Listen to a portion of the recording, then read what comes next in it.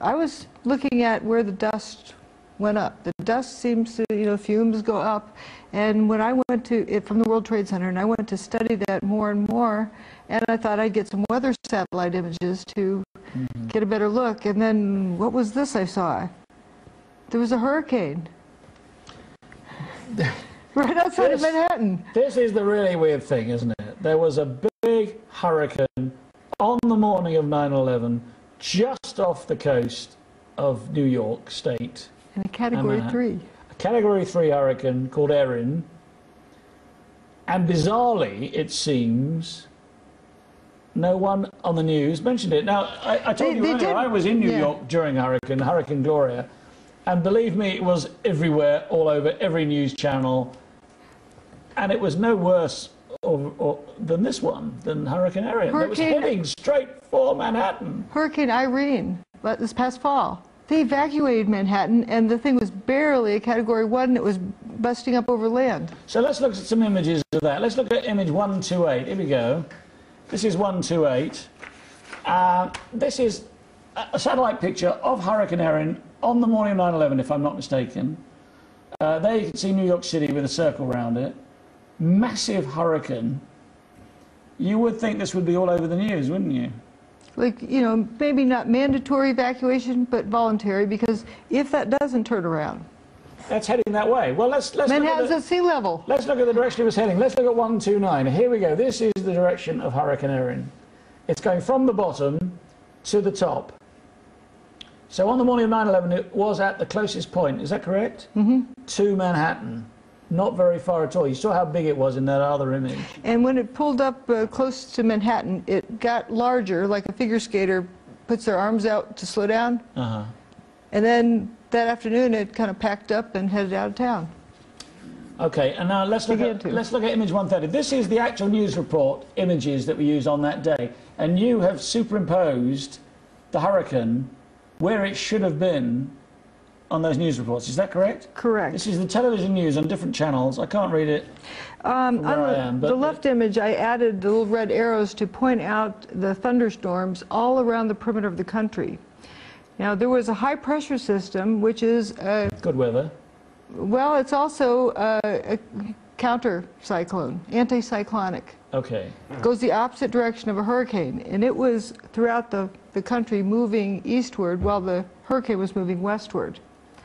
And they met over Manhattan at 10 a.m. that morning. You can tell from the pressure measured at JFK Airport, the pressure is starting to go up from the high-pressure system moving in, and then it starts going down because the hurricane reached there. Or the edge of the hurricane. Edge of the hurricane.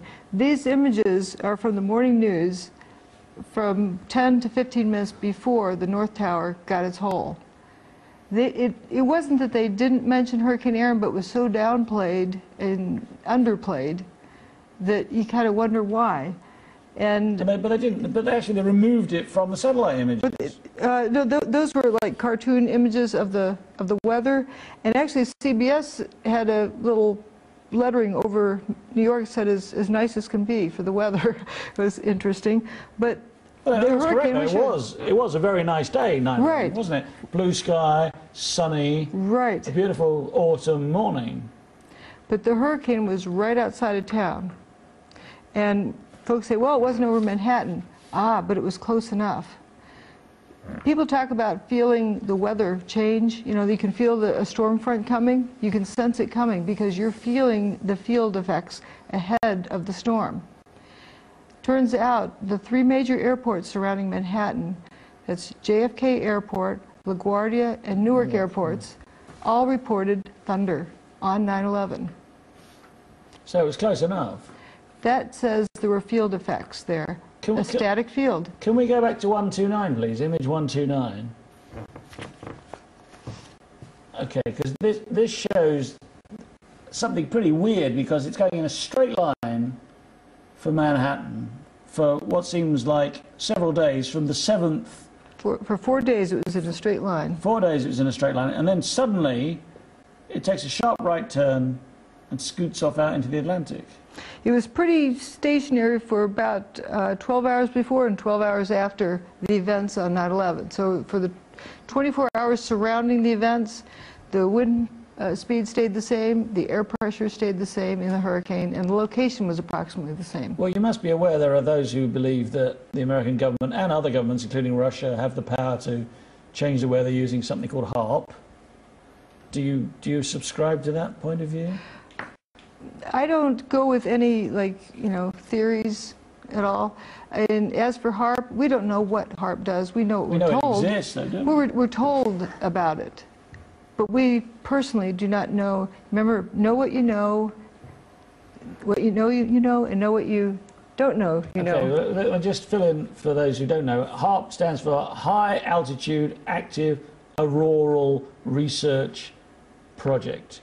And it's to do with massive amounts of radiation beamed into the ionosphere, I think. Yeah, that's what they tell us, that it makes a little kind of like bubble in the ionosphere so it heats it up to send things back down. And there are several sites around the world, including one in Norway and 2 in Alaska and 1 in Russia and others, I believe. But I'm just looking at, again, the evidence. I don't know that the hurricane was used that day, but I know it could have been. I know that hurricanes create a static field, and we get the same kind of weird effects, cars sitting on a telephone pole, that type of thing. Evidence of levitation. Yeah, there's some fantastic pictures in your book, actually. Car sitting on a fence. The car sitting on a fence, and there's another one of a 2x4 through an upright telegraph pole, or a palm tree. Yeah, there was a 2x4. It went through a palm tree. That was Hurricane Andrew. Yeah. That did that. So there's this weird effect on materials, like it softens them up, and things. Straw through trees. Yeah, straw through trees. That defies belief. Yeah, vortex kind of energy system. Okay. It's pretty weird. Okay, so this is the last segment of the show. Let me clarify something. I do not say like the extension cord for the gizmo was plugged into the hurricane. No, you don't say. No. But it's possible. Not really. I'm saying that it creates a static field. There's a massive amount of power in a hurricane. But it's a static field, and that's part of the key. It's not the amount of power. Like what John Hutchison does, you just plug it into a regular outlet. And they're 110, in North America. 110 volts, yeah. And it doesn't take much power. It's the type of interference that counts. If you create a static field, and within that interfere radio frequency signals, voila, you get this weird effect. And I think it's important that we start looking at what we're doing with radio frequency signals and natural weather systems.